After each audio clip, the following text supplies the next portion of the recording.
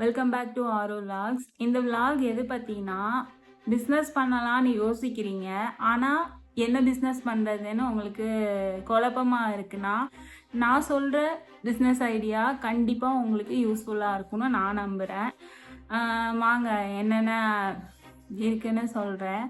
ஆக்சுவலாக மார்க்கெட்டில் ஹை ஸ்டாண்டர்டில் இருக்கக்கூடிய சில ப்ராடக்ட்ஸ் இருக்குது. அந்த ப்ராடக்ட்டு நம்ம வீட்டில் நம்மளை சுற்றியே குப்பைகளில் வளர்ந்துட்டுருக்கு.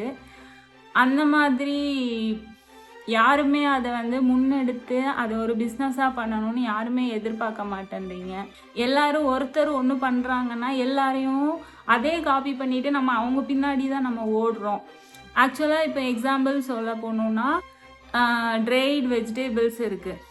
ஒருத்தவங்க அது பண்ணுறாங்கன்னா எல்லாருமே அது ஒரு புதுசாக ஒரு பிஸ்னஸ் வந்துடுச்சுன்னு சொல்லிட்டு நம்ம அதை நோக்கியே தான் நம்ம ஓடிட்டுருக்கு. எவ்வளோ பேருக்கு தெரியும்னு எனக்கு தெரியலை. நான் சொல்கிறது நித்திய கல்யாணி செடி. நித்திய கல்யாணி செடி நம்ம வீட்டில் சுற்றி அதுக்கு நீங்கள் ஸ்பெசிஃபிக்காக நீங்கள் அதுக்கு தண்ணி ஊற்றணும்னு அவசியம் கிடையாது. அதுக்கு நீங்கள் ஏதாச்சும் பயோ இந்த ஃபார்மிங்லாம் பண்ணுறாங்கல்ல, அதெல்லாம் நீங்கள் பண்ணணும்னு கூட அவசியமே கிடையாது.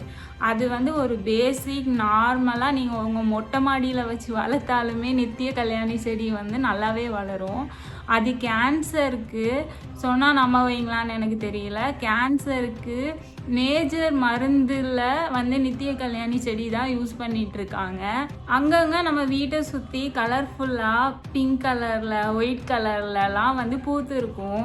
நம்மளும் அதை ஒரு அழுக்கு செடி மாதிரி நம்ம அதை வெட்டி போட்டுருவோம், இல்லை ஏதாச்சும் ஒன்று பண்ணிடுவோம். ஆக்சுவலாக நீங்கள் அதோட லீஃப் இருக்குல்ல, அதை நீங்கள் ட்ரை பண்ணி அதை பதப்படுத்தி பவுடர் பண்ணி சேல் பண்ணிங்கன்னா உங்களோட மார்க்கெட்டில் 1 கிலோ 200 to 300 ரூபாய்க்கு நீங்கள் சேல் பண்ணலாம்.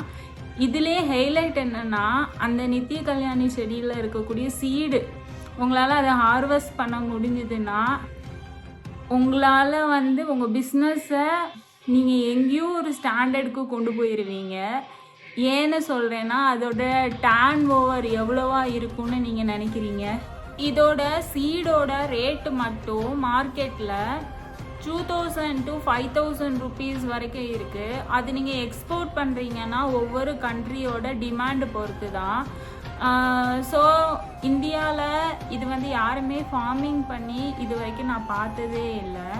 பட் யாராச்சும் பிஸ்னஸ் பண்ணணும் அப்படின்னு நினச்சிங்கன்னா யாராச்சும் கிட்ட இருக்க அக்ரிகல்ச்சர் யூனிட்லேயோ இதை பற்றி தெரிஞ்சுட்டு பிஸ்னஸில் இறங்குங்க. ஆக்சுவலாக பார்த்தீங்கன்னா இதுக்கு நீங்கள் ரொம்ப இன்வெஸ்ட்மெண்ட்லாம் பண்ணணுன்னு தேவையே கிடையாது. மாடியில் கூட நீங்கள் இதை க்ரோ பண்ணலாம். இதுக்கு ஸ்பெசிஃபிக்காக நீங்கள் அட்டென்ஷன் கொடுத்து அந்த பிளான்ட்டை நீங்கள் பார்க்கணுன்னு அவசியமே இல்லை. அண்ட் நம்ம செகண்ட் பிஸ்னஸ் ஐடியா பற்றி சொல்லவா? அண்ட் நாவல் பழம் எல்லாருமே சுகருக்கு நல்லது, சாப்பிட்டா சுகருக்கு நல்லது அப்படின்றது மட்டும்தான் நம்மளுக்கு தெரியும். அதோட பேர் தாங்க காலா ஜாமுல் வினிகர். இதோட மார்க்கெட்டில் இதோட ப்ரைஸ் டர்ன் ஓவர் எவ்வளோ இருக்குன்னா 150 crore வரைக்கும் சம்பாதிக்கிறாங்க. இது ஆக்சுவலாக இது சீசனல் ஃப்ரூட்னால யாருமே அது நம்மளுக்கு லாங் டேர்மாக அது நம்மளால் ரிட்டர்ன் எடுக்க முடியாது. ஸோ அந்த டைமில் மட்டும்தான் நம்மளால் அது பண்ண முடியும். ஸோ யாராச்சும் பிஸ்னஸ் அப்படி யோசிக்கிறீங்க அப்படின்னா இந்த kala jamun vinegar business one of the best idea. 1 litre மார்க்கெட்டில் அதோட காஸ்ட் எவ்வளவா இருக்குதுன்னா 700 per லிட்டர் கொடுத்துட்ருக்காங்க. நீங்கள் 400லேருந்து 700க்குள்ளே உங்களுக்கு 1 லிட்டரில் நீங்கள் ரிட்டர்ன் எடுக்க முடியும். அண்ட் ப்ராப்பராக ஒரு மேனுஃபேக்சர் யூனிட் இதுக்கு தேவை. இது எப்படி பண்ணுறாங்கன்னு நான் சொல்லிடுறேன். ஆக்சுவலாக காலா ஜாமுன் நார்மலாக இருக்குல்ல, அதை நல்லா வாஷ் பண்ணிவிட்டு ட்ரை பண்ணிவிட்டு அதை என்ன பண்ணுவாங்கன்னா நல்லா அதோட ஜூஸ் பல்ப்பு மட்டும் எடுத்துருவாங்க.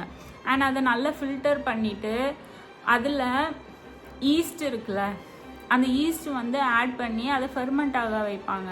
ஃபெர்மெண்ட் ஆக வைக்கும்போது அது நல்லாவே ஃபெர்மெண்ட் ஆகிடும். அப்போது அது நம்மளுக்கு காலா ஜாமுல் வினிகராக அது வந்து மாறிடும். மார்க்கெட்லேயே டிமாண்டட் ப்ராடக்ட் தான் இது. இது யாராச்சும் நீங்கள் வந்து ட்ரை பண்ணுறீங்க அப்படின்னா மேனுஃபேக்சர் யூனிட் அண்ட் வந்து ப்ராப்பராக அதை பற்றி கொஞ்சம் நாலேஜ் நல்லா அதை பற்றி கற்றுட்டு இந்த ஃபீல்டுக்குள்ளே இறங்குங்க. ஆக்சுவலாக இது வந்து one of the best demanded product in the world. இந்தியாவில் வந்து இந்த காலா ஜாமுன் வினிகர் வந்து அவ்வளோவா யாருமே யூஸ் பண்ணுறதில்ல. பட் இது வந்து எக்ஸ்போர்ட்டுக்கு one of the best product இது மார்க்கெட்டில். எல்லாருக்கும் பன்னீர்னால் ரொம்ப பிடிக்கும். யாரெல்லாம் கோகோனட் பால் பன்னீர் வந்து ட்ரை பண்ணியிருக்கீங்கன்னு சொல்லுங்கள்.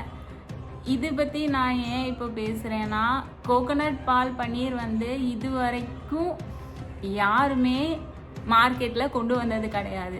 One of the best business இது வந்து நீங்கள் வந்து ஃபஸ்ட்டு சாம்பிளாக ட்ரை பண்ணி பார்க்கலாம். யாரெல்லாம் இது ட்ரை பண்ணி பார்த்துருக்கீங்களோ அது வந்து கவு மில்க் இருக்குல்ல, அந்த பன்னீர் நம்ம சாப்பிடும் போது எப்படி இருக்குமோ அதை விட டேஸ்டியாக இருக்கும்.